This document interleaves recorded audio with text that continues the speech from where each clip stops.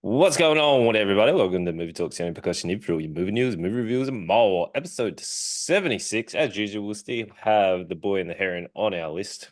We still Do haven't seen we? it. Well, I've seen it. You haven't seen it. So still there. Still there. I keep checking. Uh, but you might be undead and maybe just a little bit unlucky, kind of like our first show off the ranks. Or you could just be a monster, just like the boy and the heron. Or you could be running your own cartel like Griselda in the newest Netflix miniseries. Miniseries, limited series, miniseries. I reckon it's a miniseries. It's kind of both. Yeah. Bit of both, bit of both. It's like Made by, six episodes in total, right? yeah, made by the people that Mhm. brought you Narcos. So you know what it is. If you're looking at the VOD, you're going to see that I'm looking probably a little bit more Amish than usual. More than usual. I don't really normally look Amish. It's just I grew a big beard and I need a I need to Looks do the something same as it did about it. last week in my eyes, but No, it's grown. It's grown. Time has you reckon it's passed. grown. You reckon it's grown enough in the past week that it's worth mentioning this week that you look Amish, but not last week. Yeah, yeah. I was Sure. transitioning last week. So, it Now is you're what full it is. Amish. You raise a No, barn. no, I'm really, really bad on the tools. It's not it's not something I care about. That's Oh, but understandable. anyway. Everyone's got their shit. Mm, I'm just really athletic and like movies. I'm But just anyway. really athletic. Modest too. Oh Jesus. Uh, It's got tickets. oh yeah, come to this show. This is not this one. This one. Uh, Fuck but me. Go on. yeah, yep. Star Wars: The Phantom Menace, the 25th anniversary cinema release confirmed for May the 4th. Of course it is. Of course Wait, it what? is. Say that again. The Star Phantom Menace. Wars, They're doing. the 25th annual cinema release is confirmed for May the 4th. So they're remastering Phantom Menace. No, they're just re-releasing it in cinemas for May the 4th. Okay. Mm, I'd yep. be tempted to go watch it again. Nope. Nope. As if. What do you mean as if? It's like the Or worst. Phantom Menace. It's the worst one. Nah, it's nostalgic. Okay. The the prequel trilogy, as much as they're not the best Star Wars, they're probably my favorites because that's what got me into Star Wars. I didn't really like the original like 70s and 80s versions until I Really? watched the 2000. Yeah, pretty much. When I Wow. was like a kid, I thought it was all stupid and silly, and then I watched Phantom Menace. I was like, "Oh, this is fucking sick." Stupid And and then, silly. And then you're like, Jar Jar Binks is my favorite. yeah, I always hated Jar Jar. Everyone always did, but You no, like so Darth did it. Maul and no, I'd never. No one liked Jar Jar. You Even so as a kid, no did. one liked You Jar Jar. so did. You were like, I'm not Jar gonna Jar's my buy it. favorite. I had a Jar Jar and Darth Maul piggy bank. Bought them for like $5. I wish I kept them because I feel like that'd be worth a little bit now. Two Oh, separate piggy banks, or was there one piggy bank that had those two characters on it, which is no, there were super two separate strange? ones, like standalones, and they Okay, were like as big as my head. it's not very big. I mean, it's big for a piggy bank. Did you ever fill it up? Did you make your bank on your Jar Jar bank? No, we never really kept cash. We always had money No, in the bank, so wishful it's thinking. I weird. think piggy Mm, banks. yeah, I mean, they served their time, but oh well. Lots and lots of Star Wars news at the moment. Hayden Christensen reflects on the Star Wars prequels. Those movies have held up well, he reckons. I agree. Mm, They held up just as well as the rest of the Star Wars. I think people give them too much shit. I yeah, couldn't. I don't think that they're as bad as everyone gives them shit for. yeah. I Like also all feel Star like Wars is campy and shit. Natalie Portman doesn't age. Like I saw an advert with her in it the other day, and I was like, she looks exactly the same. Like, is she a vampire? Like, what's happening here? Yeah, she's great. Yeah, Fucking love her. she was great in No Strings Attached with Ashton Kutcher as well. I really like that one. It I came think out I watched same. that. It was like they tried to rejuvenize the No Friends, well, Friends with Benefit kind of romantic comedies. Like there was Mia Kunis and Justin Timberlake's Friends with Benefits and No Yeah, Strings yeah, yeah. Attached came No out strings attached. exactly at the same time, and they're almost Right. identical films. I do Just not recall this even existing, to be honest. well, they're Looking at it things. now. Mm. Okay. There you go. But one that you should know, and you're welcome, is Moana sequel is arriving in November. Oh, really? Mm. I I think that like Mo movie I like needed a Mo sequel. I know, but I liked it, so I'm happy that it's getting a Yeah, sequel. It's gonna be I don't better. love it. We watched Wish yesterday, and that was shocking. Like I was Oh, very really? disappointed. Yeah, I was like, I couldn't even engage in it. I was like, nah, I went The off kids and think. they sat there for about 20 minutes, and then like climbing on the couch doing other stuff. I'm serious. Yeah, They didn't even like, because no, normally that's sort of what Disney aim for, just keep it colorful and loud and yeah. just Apparently enough for this kids. this is their biggest flop, like massive, massive flop. So kind of needed I a know, considering no one gave a shit about it. No one's mm, talking about it. I needed a quiet place to go after that. And there is a new Day One trailer, which brings the apocalypse terror to New York. So you remember the Quiet Place? It had one and two, where the Oh, monsters right. they couldn't talk. Yeah, see that segue? Yes. Seamless, seamless. Seamless. You didn't even see it coming. I always get Quiet Place and what's the other one? The Bird Box confused. I didn't watch Bird Box. That was Sandra Bullock, wasn't it? Yeah, yeah. Hmm. They're similar, right? One you couldn't make noise in That's Bird Box. You Quiet couldn't Place. You can see it. You make couldn't noise. look. I don't know. Same, same. Yeah, I think because a picture I can remember of is her with like her eyes like taped up, not taped up, but like bandaged sort of thing. I All think right. one you couldn't make noise and one you couldn't Well, the Quiet Place, look. you couldn't make But noise. yeah, to me, I get too confused a lot. That's my point. But yeah, Yeah, fair. I haven't seen either of them. I don't care. Right. New Evil Dead spin-off film in the works again. So after the success of Evil Dead Rise, which It's good. we both enjoyed, Yeah, franchise owner Sam Raimi and Robert Tappert are hiring another filmmaker to head off in a different direction with a fresh spin-off. I don't understand where they're going to go with it though. Like, I thought that about Dead like Rise as well. yeah, I guess if well, because I don't know. I want someone like Ash back, like Ash Williams, like a Bruce Campbell type, but I don't know who could do Bruce Campbell's delivery style. I don't know. I don't think that's if they try to do that, it's going to be obvious and it's going to be shit. If anybody tries to just be an Ash replacement, it's going to Yeah, feel obvious and silly. yeah. Oh, do you know who is getting who got replaced and is now coming back? So you know the Witcher series on Netflix. You Oh know how yeah, I've heard about this. now Yeah, Henry Cavill got replaced yep, with the Liam Hemsworth. yep. Now Henry Cavill's coming back. It's bizarre. They were like, "Oh, this didn't work. I guess we'll get him back." It's so weird.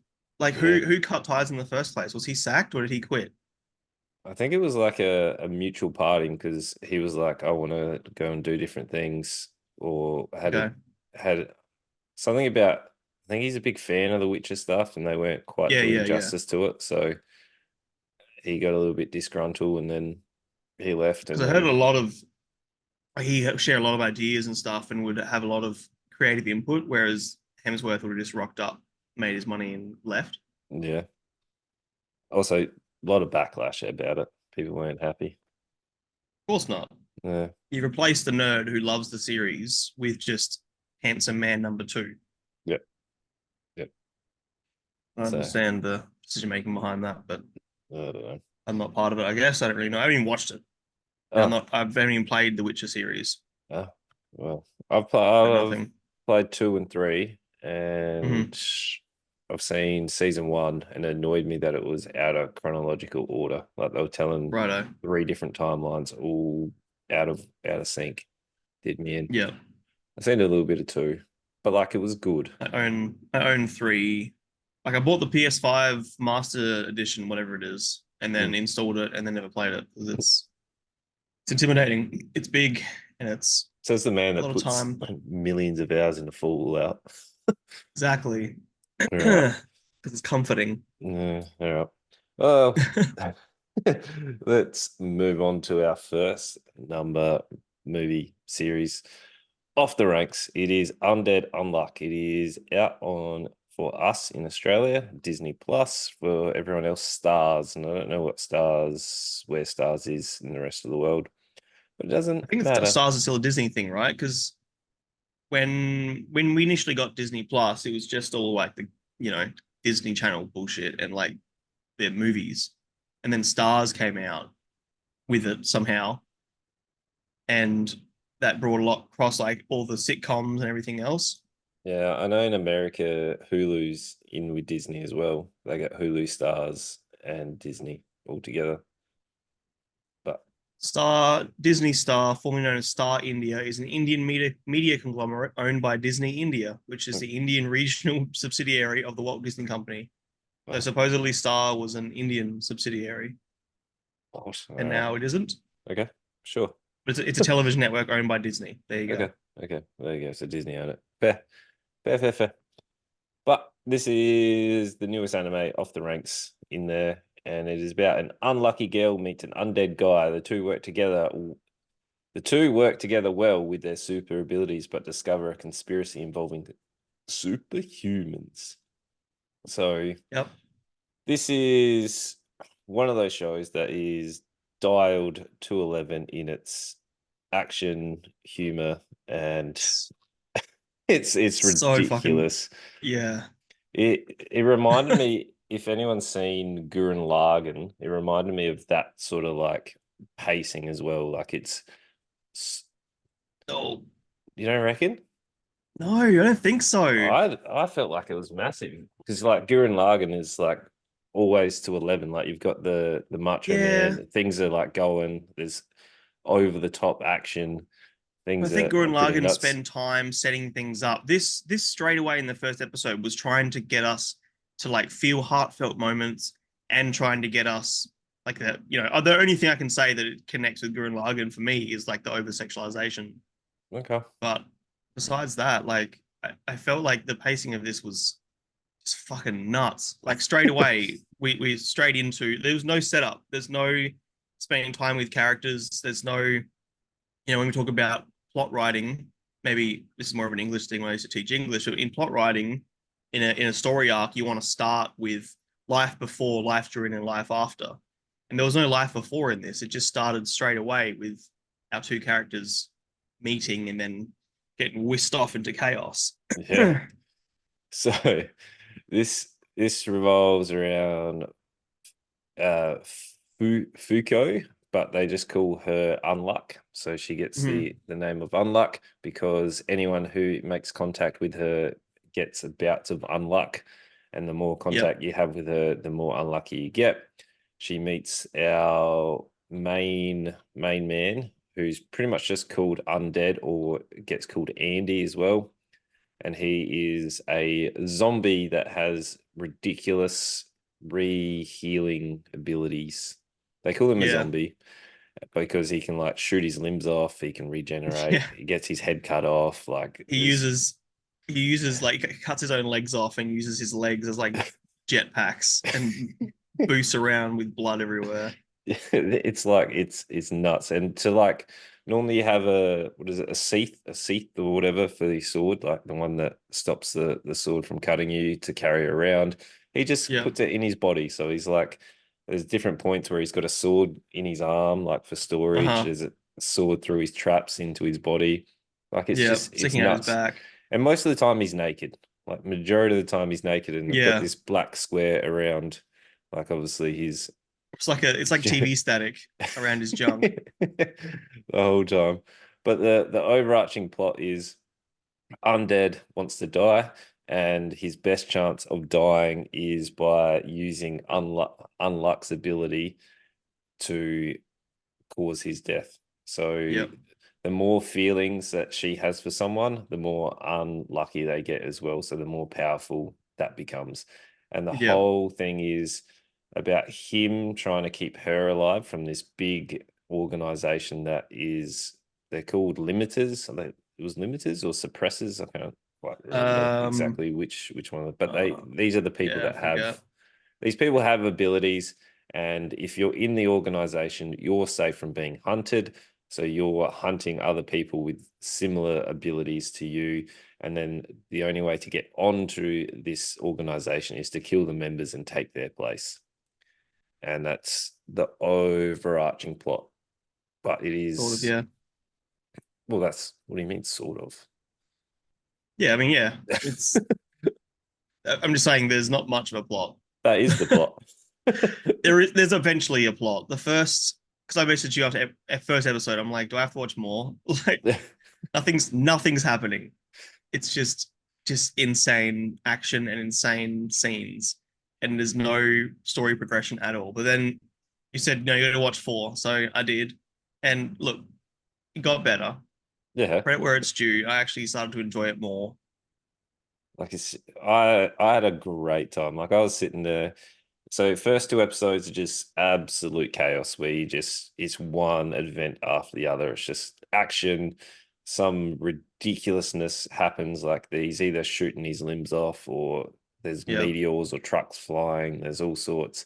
You get little bits of drip fed information in between, just absolute chaos. Episode three slows down completely and you have this interaction with undead and not it's undead. my favorite ones. What? My favorite one because they Number actually three. fucking step back from all the ridiculousness and actually try to give us some story. Yeah, right. Four was my favorite. So you got Oh, the fight with yeah, whatever her name was. yeah, because you had the emotional payoff. Like you had some context to what this person was and some backstory, rather than just like here's a super powerful person. Let's fight them.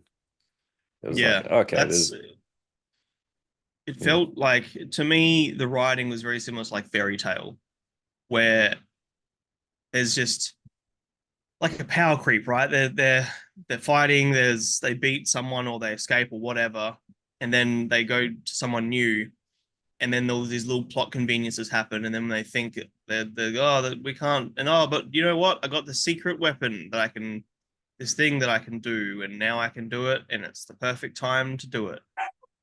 And I just yeah, I can't get behind shows like this because there's no stakes. okay. Like we've got an undead character who Yes. literally cannot die. Yep. It's But like it's wants to like one die. punch. Yeah, Okay. it's Okay. like one punch. I just get bored because I don't have any reason to give a shit about them, and I know that every single combat is going to end with success. There's no like, oh no, what's going to happen? Okay. Yeah. I still had a fantastic time. Like I enjoyed the interactions between them. It was like, I'm gonna keep you alive. It reminded me of the humor of Chainsaw Man as well. Where it was I can give you that. like his motives were just to, like well, different motives because he was like, I want to see boobies, or he was like, Yeah, I want to die. He was like, I'm gonna make you fall in love. And it was just I like. ridiculous. Yeah, I actually like the interactions between as much as it's extremely like problematic the way he treats her and like touching her up and whatever else and his whole motivation is selfish and he kidnaps her and yeah, there's problems, right? But I actually really like the interactions between the two, and he's a pretty likable guy as much as he's just insane, like legitimately insane. He you end up really liking him, I guess that was what I'm trying to get at. Yeah. And his interactions with her are like they're weird, but they're also really I don't know. I'm trying to think of the words to describe it, but it's there are moments where I actually really liked them too, and you can see them sort of getting along better, and her life has changed, and she's never had any human interaction. Uh, yeah, they're cute, I guess, and I kind of ship them. Okay. Okay. Yeah. Like The parts I like. I'm curious to see how this goes. I also like the different bosses because they're all very, very different. Yeah, Like the people that they're fighting and the different people. There is some stereotypical like people, obviously like the kung fu bloke who like inverts all the different attacks. Feel like he was a bit stereotypical. It was Yeah, the like, Chinese guy. yeah, Yeah, he was like, yeah, I want to fight you. You're the. I wish we could spar longer. But of course. then you got like the robot blokes. He was like, Hmm. you killed my other robot, and then he was like the big powerful one that had different limiters. Like I there really was, like. Go on. Sorry. and then the girl in episode 4 where Hmm. the whole thing was like she fell in love with Undead as well.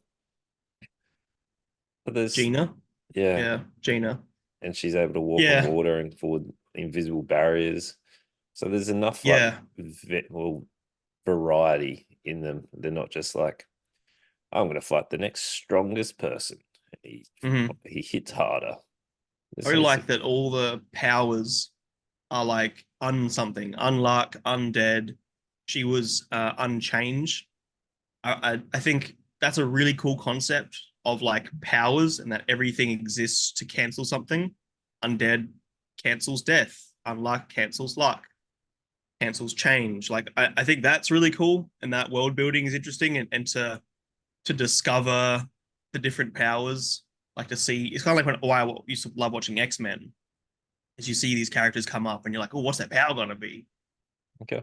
That's sort of and like I said, I think the concept behind undoing things as a power and like how he has to discover.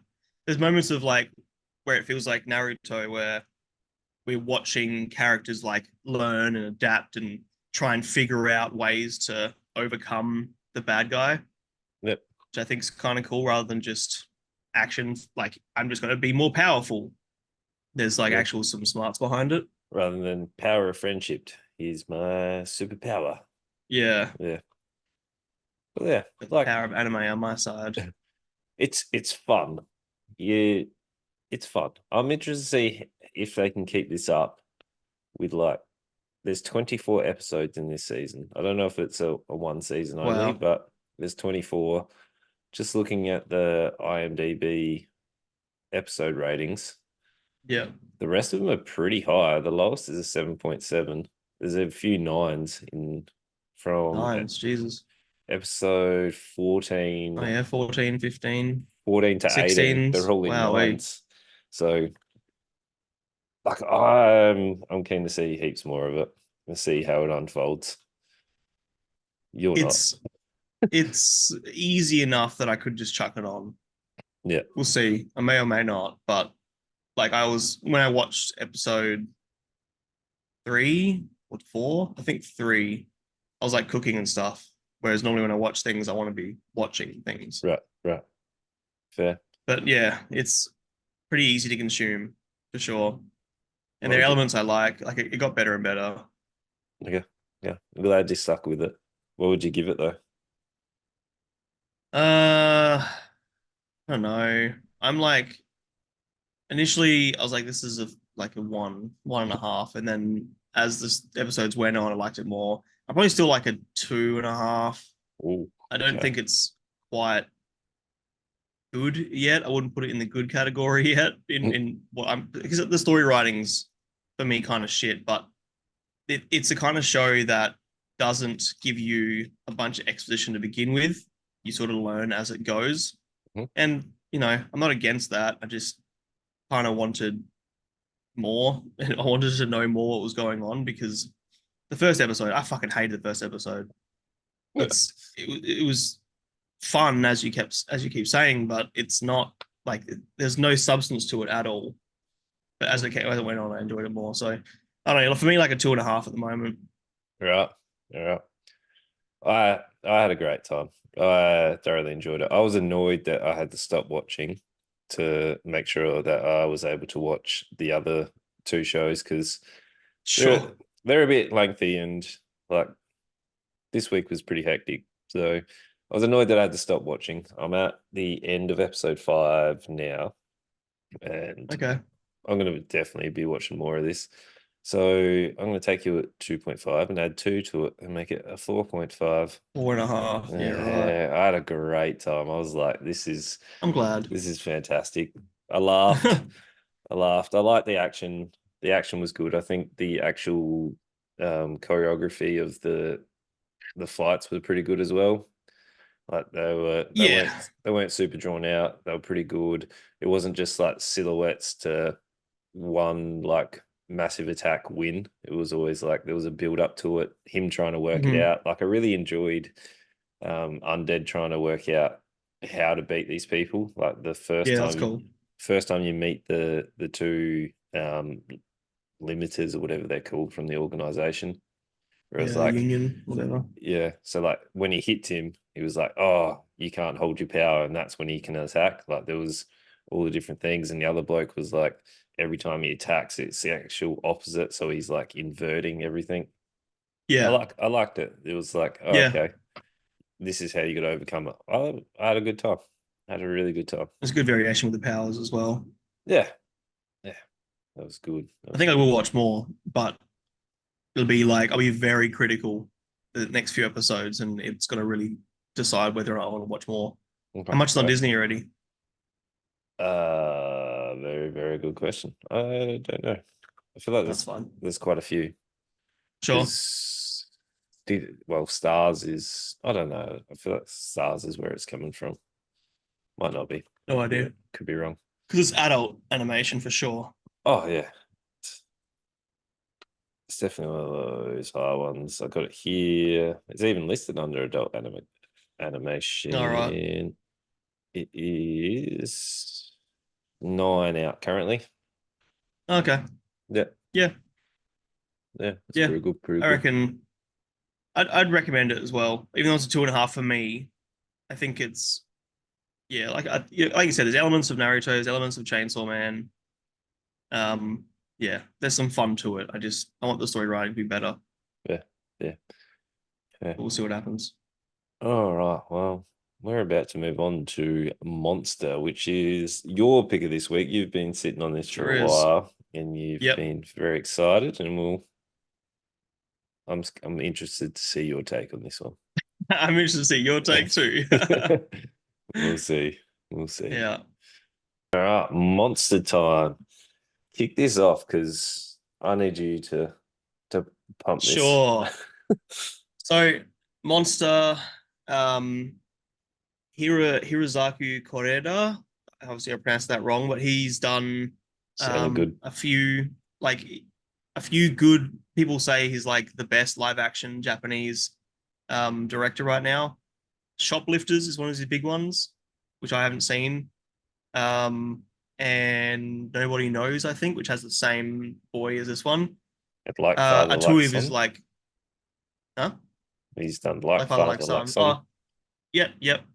Which I haven't seen either, but I've heard is decent.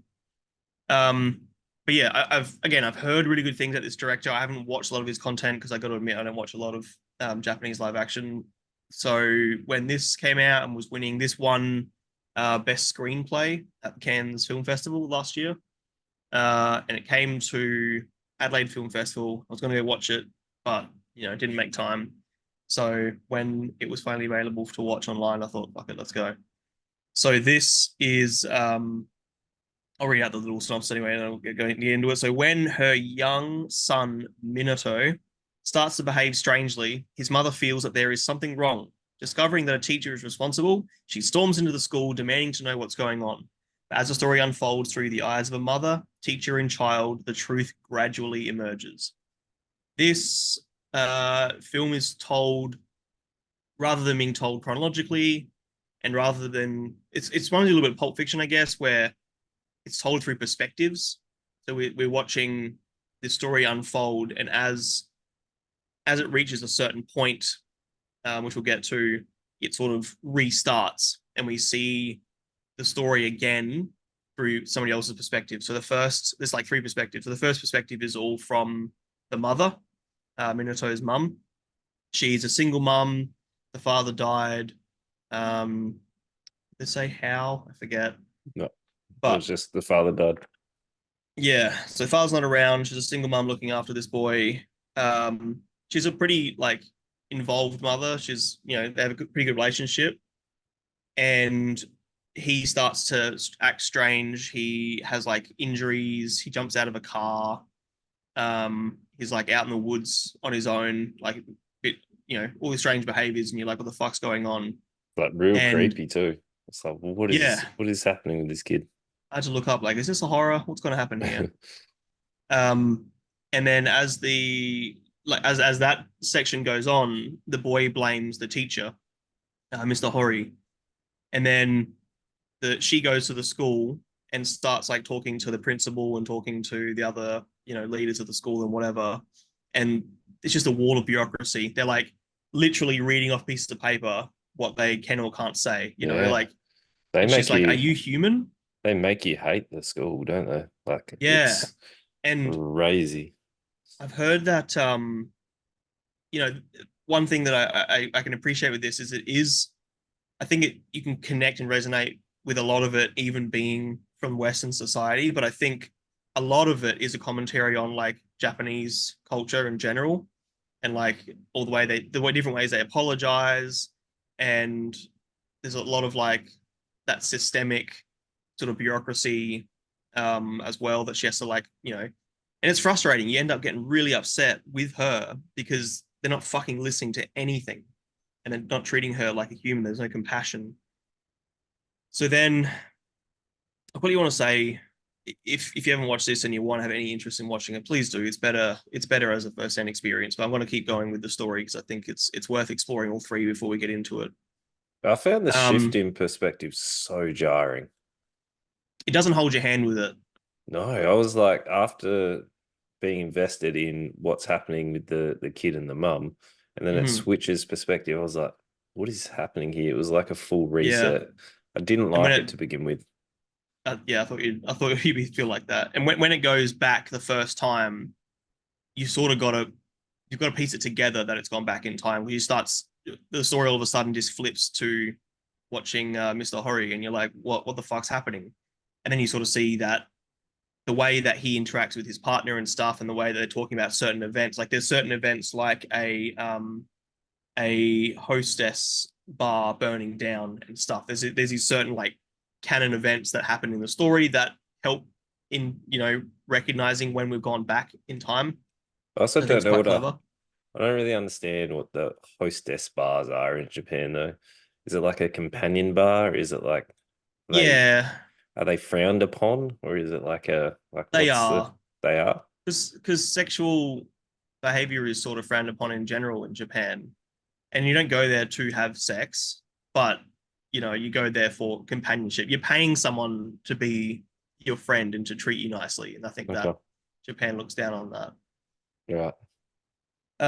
So yeah, the second part of the story is all through Mr. Hori's eyes, and as that unfolds, you start to realize that the story that this child has been telling is false. Like he's actually a pretty nice guy. Um, you start to see that the problem is probably in the boy. The boy is a bit of a bully. He lashes out. He, is admitting all these strange behaviors, and Mr. Hori is sort of just like he's copying it. And as you and I are teachers, I'm watching this like, if a kid turns around and starts accusing me of stuff, everyone's going to take the kid's side. No one's going to believe me, and that this kid's got all these injuries and is telling his mum that I've been hitting him and they're hurting him and whatever, and none of it's true.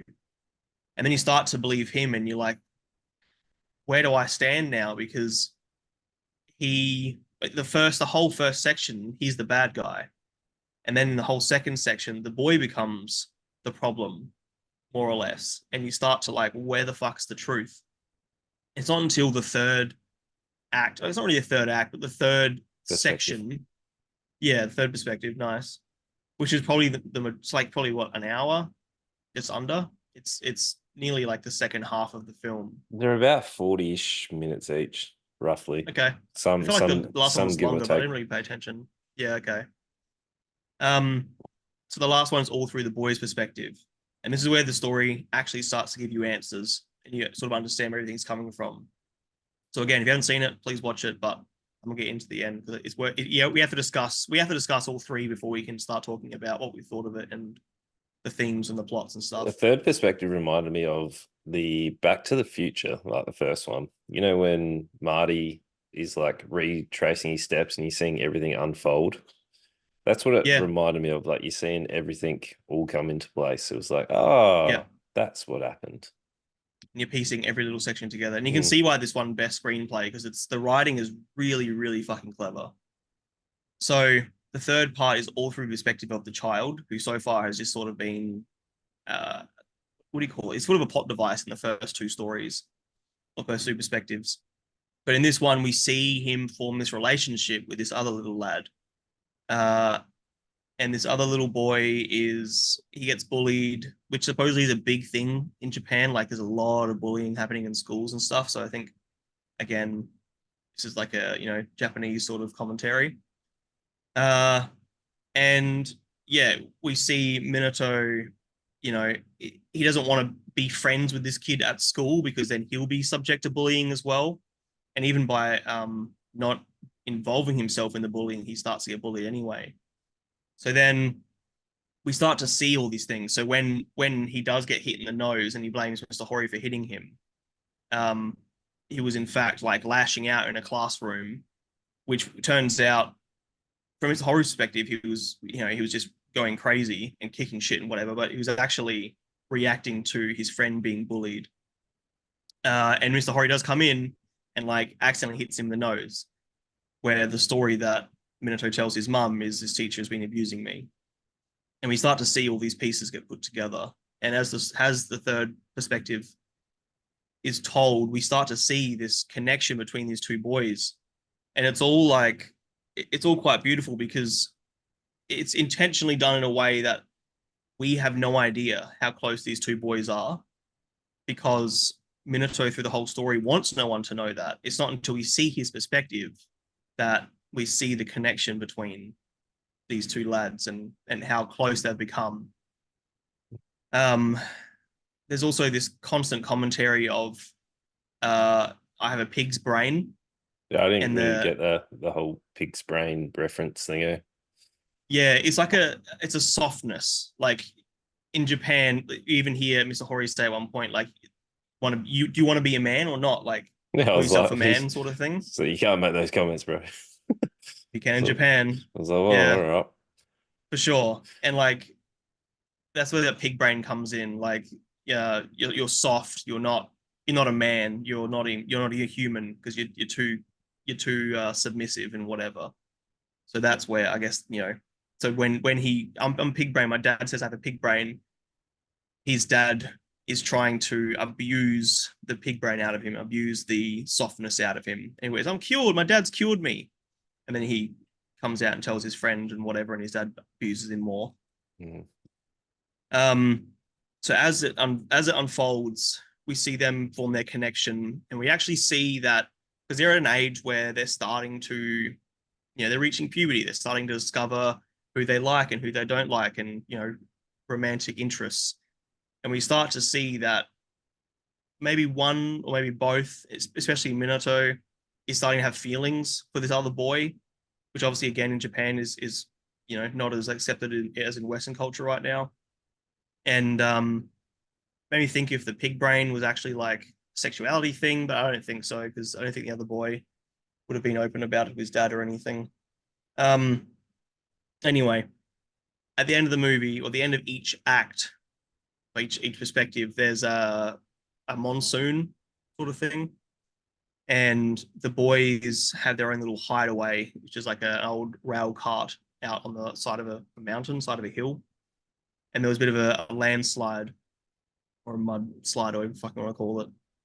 And the boys are in there because they want to be together and they think this is like the end of the world. So they want to be reborn together, more or less. And that's where each story ends. And at the end, they come out, the sun's shining, the world is beautiful. They come out the other end of the train, and the movie sort of just ends there. And I want to discuss the ending later. Okay. But I want to hear your perspective. I think it's already obvious that I really really like the story writing in this. The acting is fucking incredible. The child actors from Japan are supposedly great, especially these two. Even all the kids at school, the bullies and stuff, none of them felt shit. I don't know if that's a language thing. Um, yeah, there's a lot to like about this. I had a really good time. Take away Ryman. Okay. The first perspective I found the strongest because I was like, I felt Okay. sided with it. Like if I was like, Yep. I was rooting for the mum to get like retribution and stuff. And Yep. then it got like jarring as soon as they switched perspective. I was like, oh, okay, we're doing a reset.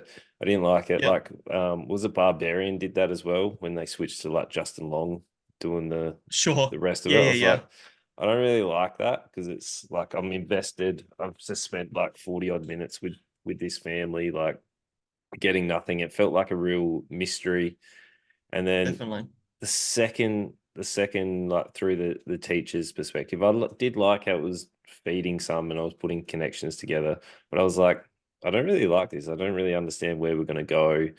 And then the third perspective, I was like, I felt disengaged from it, like to a point where I was like, I've lost a bit of interest because you're now resetting me again. So I'm like, Mm, okay. But I really did. I like the way it all connects together. Like that's incredible to do. Like I've for seen sure. so many. I know I'm going back to time travel, but like time traveling where people are doing this not to this point, like this is not a time travel film, but like when you're trying to piece all these events all together and then mesh them together, like this film's done really well with it. Hmm. And like it all meshes up. There's not really any holes in it. But for me, I was like, this is not really my type of film. I'm sitting there. I can see The, that. the I was cinema, thinking that when I was watching it. Ryman's not gonna love this. no, like I sat there and I was like, that's kind of cool. The cinematography is good. Like Yep. it's just, it's not a film that I would sit down and be like, I'm keen to see this. It's not my type of film. It's really good. It's meshed together. It's well written. It's well shot. It's well acted. Hmm. It's just, it's not my thing. Okay. Yeah. And like Because it's I was sitting there, I'm like, all right, I'm kind of ready for this to head on. Like there was points where I was like, is this going to be a horror where the kid's standing in the dark going, am I the monster? I'm like, are you gonna like murder someone? Like what's happening here? yeah, when he's singing, especially when he's out in the under the tunnel and he's like, "Who's the monster?" or whatever he's singing, and Yeah, I I'm was like, like, I literally got my phone. I was like, "What's the genre of this? Is this a horror?"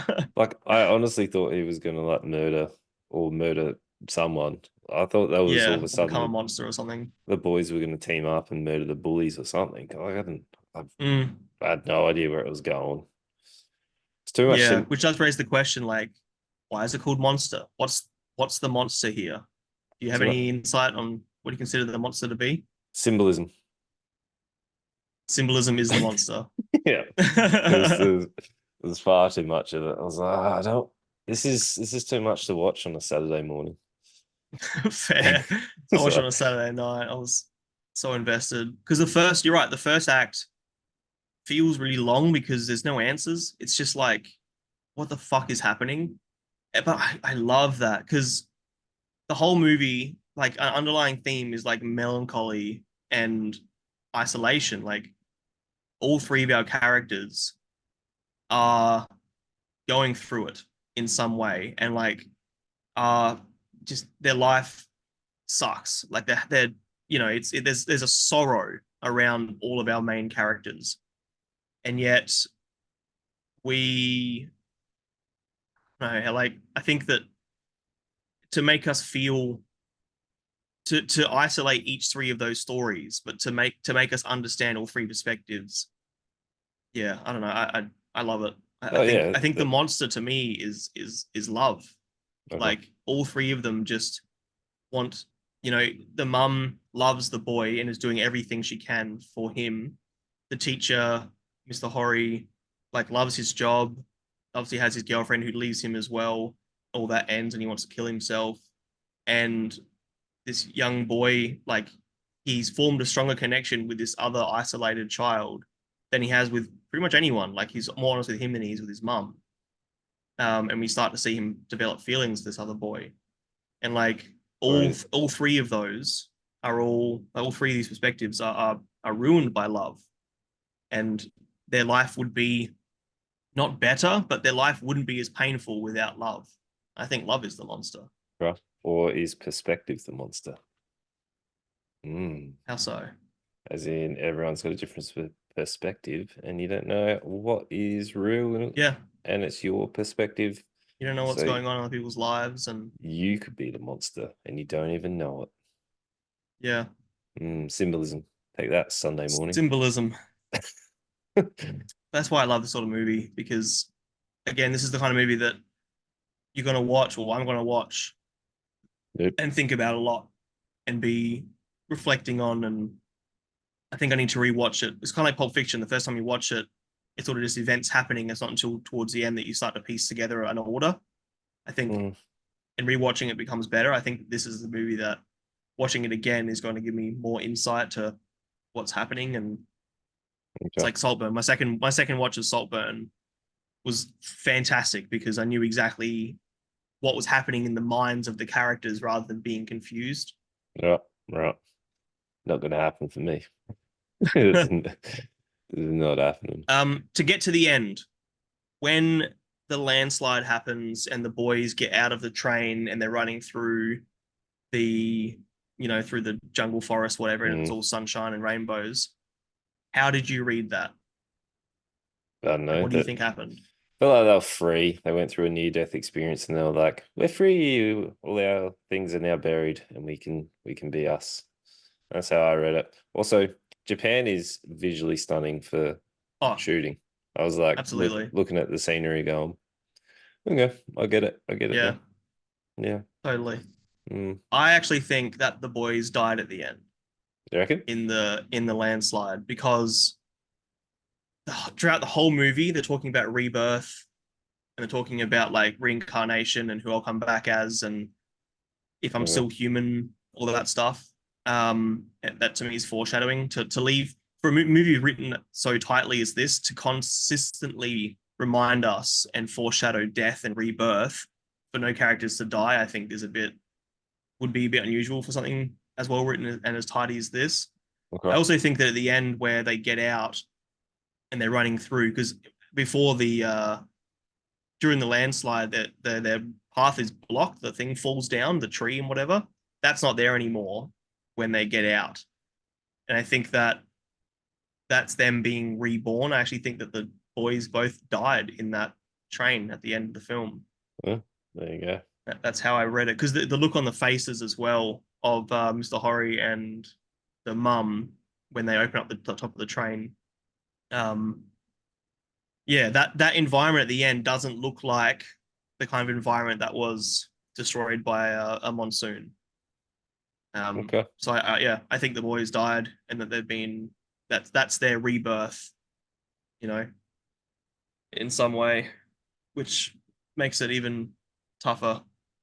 I think Yeah. if you read into this film, it's a pretty tough watch. It's pretty upsetting at times. Okay. I was looking at the trivia. It says, however you say the director's name, said that LGBT themes in Monster were very much intended as they were written Awesome, directly into the plot right from the time the script was written. great. 'Cause I was just seeing if they actually were meant to die. Um, the writer wrote the story of Monster from his own experiences. Sakamoto had a friend at school which whom he couldn't communicate his feelings, much like in the Mhm. film, and he always carried that with him. Okay, all right. So yeah, the mother is Oh, restricted by and the social norms, and the teacher is restricted by his manhood as well as the school system. And the children are living in the world that adults have created, and they are affected by it in terms of the violence that is yeah, uh, prepared onto them, yet they are able to escape it as if adults have been left behind and the children have gone ahead and come to their own self-realization. Okay. yeah. Yeah. Also, the principal who killed her granddaughter, Yeah. and it's like Uh, again, love being the monster. Like if she didn't care so much about this child that she killed, like yeah, you'd be upset if you killed a kid. Don't get me wrong, but she's now changed forever. It's torn her apart. Like you can see, she doesn't even want to go to work every day. Doesn't want to continue on. yeah, Like I and think every character in this at one point like wants to die, which her is husband took the on blame. theme. Or Yeah, and now he's yeah, imprisoned, and she has to keep face for the bureaucracy of the school, and yeah, yeah, it's all about isolation and every character just being blocked from the rest of the world in some way. yeah. I think it's great. I think there's a lot to love about this. I can see why it won best screenplay. Like I said earlier, the acting's incredible. You mentioned the cinematography is amazing. It's too People have heavy. praised the music, Yeah. but I struggle to like I don't pay attention to music that much because it's something that I know a lot about. No, But no. yeah, I'm happy to. I think for me, it's like a 4.5. Okay. Okay. Um, it's powerful. It's a Yeah. movie that I'll be thinking about. It's it's yeah, it's a tough watch. It's not a pleasant, happy ending, depending how you read the end, of course, but it's not a pleasant, happy ending, sunshine and rainbows story. But I think that's why I love it more. It's humanizing and yeah, especially in society. I don't know. I mean, I don't think I know a bit about Japan, but I don't understand all the inner workings and especially like the bureaucracy of schools and things like that. But even without that, I think this movie has a lot that rings through to Western audiences as well. Yeah. It's good Yeah. shit. Critically, it's a four. Like it deserves a four. It's well written. It's well acted. It's everything they'd want. Rhyme and enjoyment level. It's like a 1.5. So, like, Yeah. it's good. People will enjoy it. It's too heavy for me. It's too much symbolism, but it's like it's a very, very good film. I just it's not my taste. It's not So a what number do I put down for you then? let's go let's go three. Sure. Three. Three. We'll split the middle because it's worth recommending, but it's not Definitely. it's not a To the right Ryman. audience, I think. It's not a Ryman film. Yeah. And I can see that watching it too. Like I sort of thinking to myself, Ryman's not gonna love this like I No. am. Nope. Nope. That's understandable. Oh yeah. Yeah, it's great. It's one of my favorite things I've seen, especially out of Japan, Korea, like Eastern cinema. It's the best thing I've seen in a while for sure. Okay. Okay. All right. Well, let's jump over to Netflix and go to I want to say Colombia to Miami. I don't know if it was is it Colombia? I feel like it was Colombia. Colombia, she's Colombian. Yeah, cool. Yeah, I think so. This is Griselda, which is Netflix's newest limited series, starring Sofia Vergara. I feel like I said that right. Yeah, I Yeah, have no idea. I feel that's pretty close. A little bit of trivia. She wanted to be like, well, yeah. She was really worried that people would not take her seriously in this role I can because see of that. obviously her previous rise to fame was Modern Family. Yep. She also wore a lot of Prosthetics. yeah, around her Oh, eyes, really? her nose, and her chin, as well as fake teeth Oh, to make her look more yeah. like Griselda. But to be fair, she does not look like Griselda. I looked Griselda up.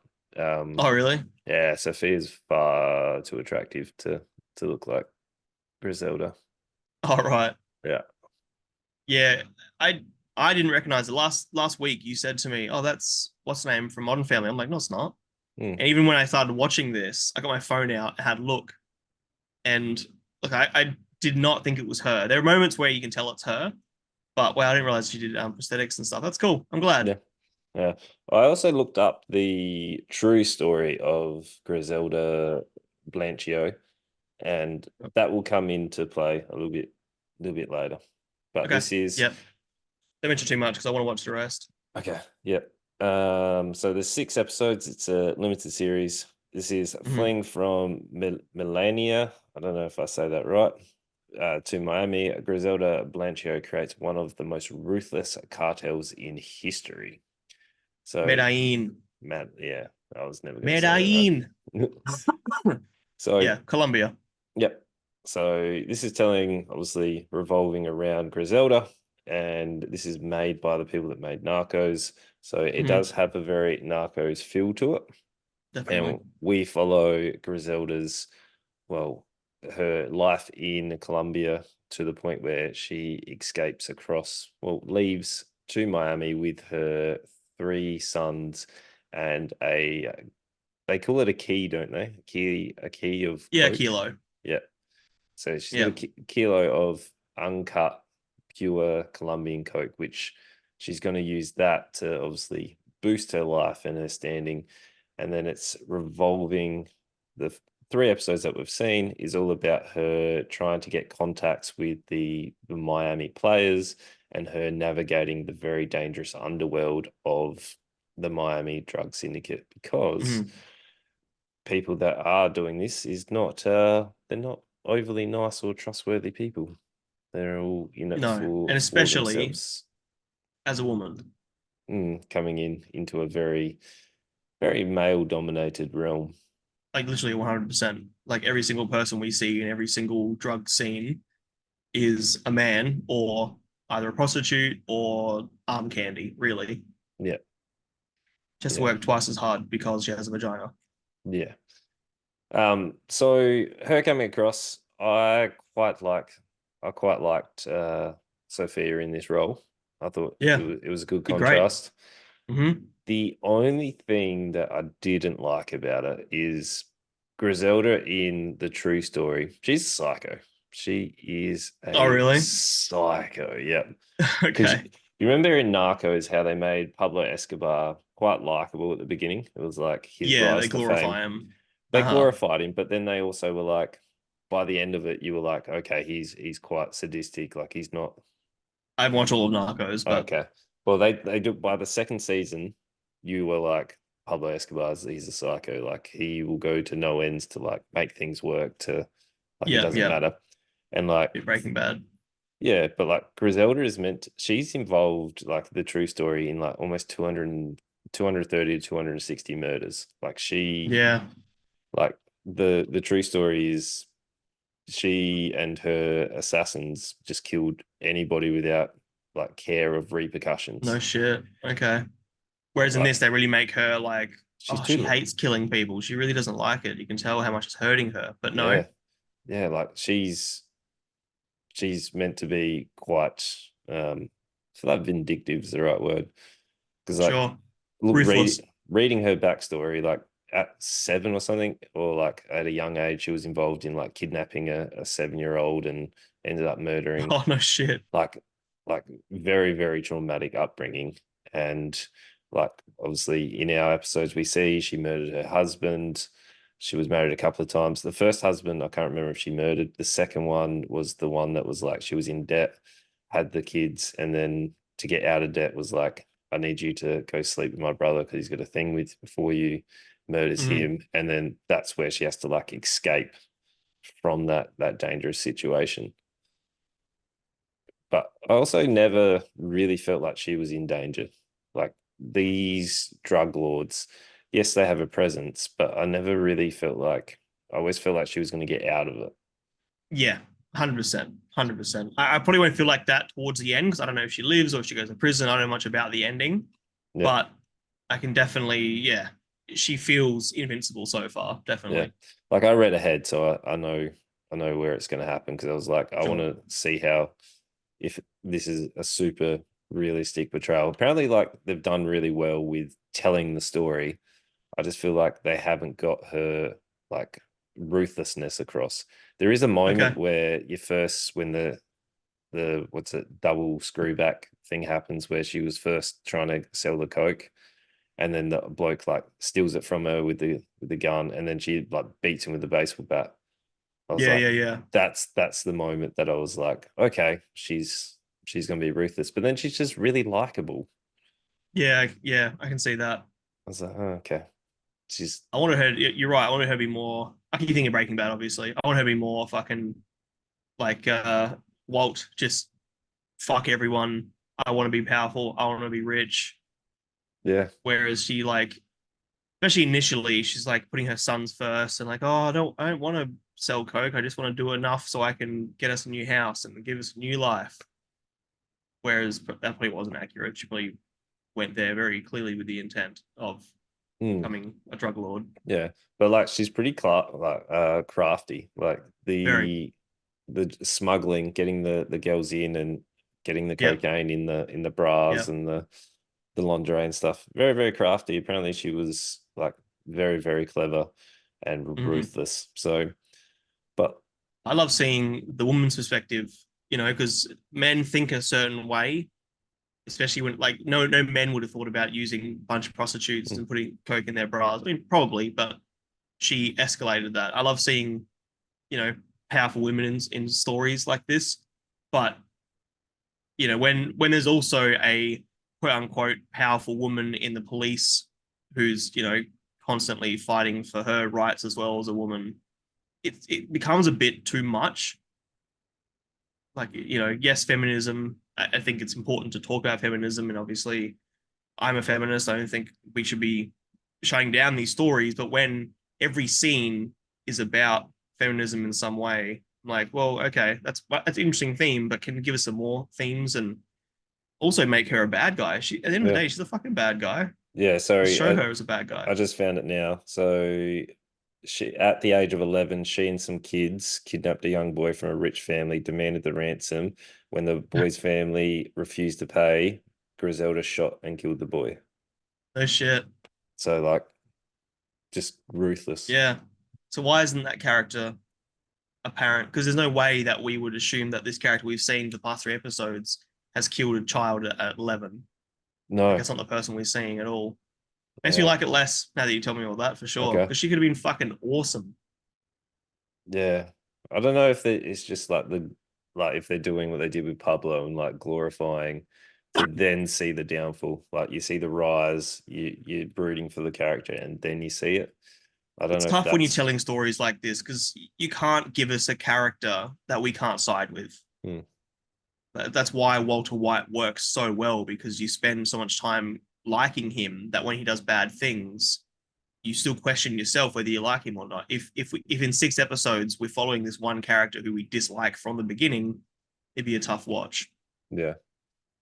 So like When I she's don't beating the guy's legs up, I'm like, yeah, fuck yeah. I was like getting all amped up, like, fuck him, beat him up, fuck him up. yeah. I love those moments. Yeah. But yeah, wow. Okay. Makes So me like a little less. that was only my real big criticism of the show was like Mm, she felt invincible. She's yes. too likable. Like I would have liked Yes. the switch where you can see where she's like Yeah, deranged the evil or in her. yeah. That's what I would have liked to see more of. There might be Maybe in we see the more of that next coming. later. Yeah. So Yeah. Yeah, potentially. Because there's still 3 episodes left. And it does go pretty quick. Like, I think they are covering a lot. I think there's at the end of episode 1 or 2, there's a 6 month time skip or something. mm, I'm glad that they're progressing pretty quickly because I think you need to with a story like this. So I guess we might see that more of her later in that way. yeah. So Yeah, I'm enjoying it though. I think I'm gonna watch the rest of it, especially because it's so short. mm, I like strong female characters, but that being said, I wish she was a bit more deranged. Like you've said, she could have been a lot more, and I think it would have made her more compelling. You know, uh, but I think in terms of like acting and I think some of the colors are gorgeous. They do a lot with lighting here, especially 70s and 80s Miami. They're having so much fun with the sets, and I really like all the scenes. Like every scene, there's something to look at. I think it's really well crafted as a show. But yeah, she could have been such a cool, badass character. I think I mm, wanted more from her as well. yeah. I still enjoyed it. Still like a 3.5. I Yeah, I'm a just three. yeah. Yeah. Like I'd recommend it 3.5 to is probably people. fair. Yeah, Mm. Like I'm still enjoying it. I just want to see that ruthlessness. yeah, for sure. Yeah. 3.5, I reckon, is probably more Yeah. accurate. Yeah. Because I feel There are like if times you where I'm like, this is a four, mm, but yeah. not Eh, consistently enough. no.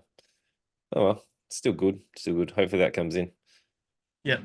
Yeah. Well, next week we've got for you the newest we just call it spy, espionage, comedy, whatever that genre is. It is I don't think about Argyle. it. And then we've got Anyone But You, the newest, most successful romantic comedy of the year. And then because it is Valentine's Day on Wednesday, so if you're gonna watch one, Yep. watch a good one. Yep. And we've got the true crime Netflix one is Lover Stalker Killer. So Hell yeah. interesting.